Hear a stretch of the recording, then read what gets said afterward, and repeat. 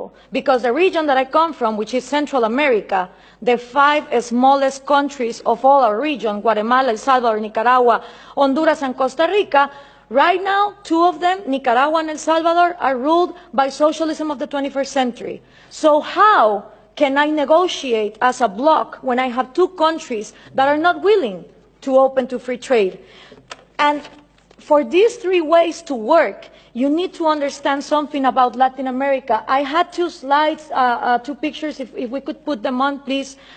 The first thing is, Latin America has always been ruled by dictators. Then Fidel Castro comes in, and he is successful in making a Marxist guerrilla. In the moment that Castro comes in and he makes a Marxist guerrilla, all the countries in Latin America start copying and pasting that model. You had Marxist guerrillas everywhere, Guatemala, Nicaragua, Peru, trying to do the same thing as Castro, financed by the Soviet Union and with the intelligence of Cuba.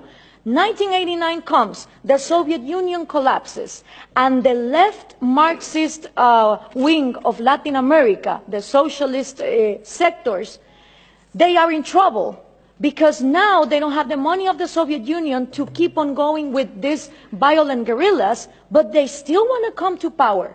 So what do? Well, Fidel Castro gathers together with Lula da Silva, and they form the first Forum of Sao Paulo.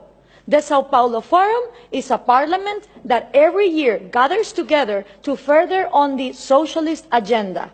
And they start working on 1990. In 1998, they put their first president, Hugo Chavez. And that was a relief for Cuba, because the money that the Soviet Union was lacking to give, the oil of Venezuela started giving.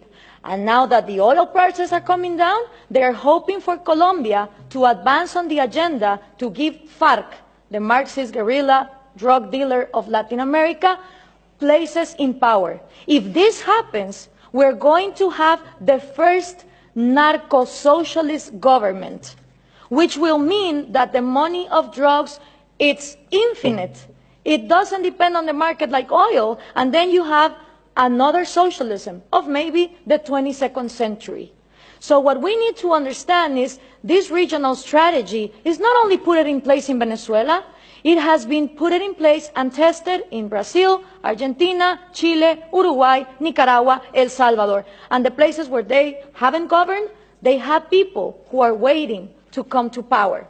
When we understand this, we also understand that when the Berlin Wall fell and communism was a thing of the past, in Latin America we voted for the so-called neoliberal governments, the right-wing presidents that were going to open the market. These people gathered together in the Washington Consensus, and they promised that they would give us free market. What did they do? They privatized everything. They privatized electricity, trains, radio stations, but they didn't liberalize them. They gave them as oligopolies and monopolies to their peers, and this created crony capitalism. But for most of the population, the one to blame was free market. I don't know if we can now put the picture, please. For the people, what is needed to be blamed is free market, when free market has never existed in Latin America. So it's always blaming the government, but expecting more government to come in and solve the problem, like this picture shows here. So what happened then?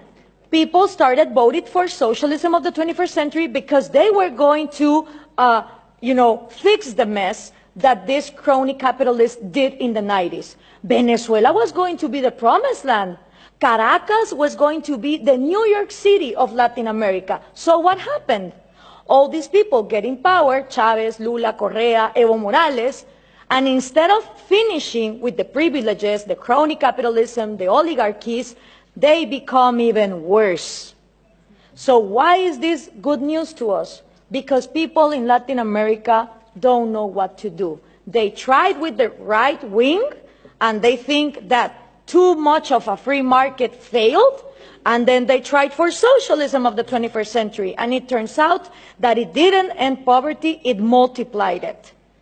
So right now, it's a great and excellent opportunity for people like us, for people who really defend liberties and freedom, not only economic liberties, but also individual liberties. Because in a moment where there is frustration to the left and to the right, and everything has been tried, and all of them are statists who want to control the economy, is great news for people like us who want to defend freedom. The examples given here from different regions of the planet demonstrate that freedom works. So what we need to input from Europe to Latin America is the right messages. Those messages include that Scandinavia is not socialist, that we need trade more than aid, and in order for institutions to follow up, it's not about material equality, it's about equality under the law and the rule of law. Thank you very much.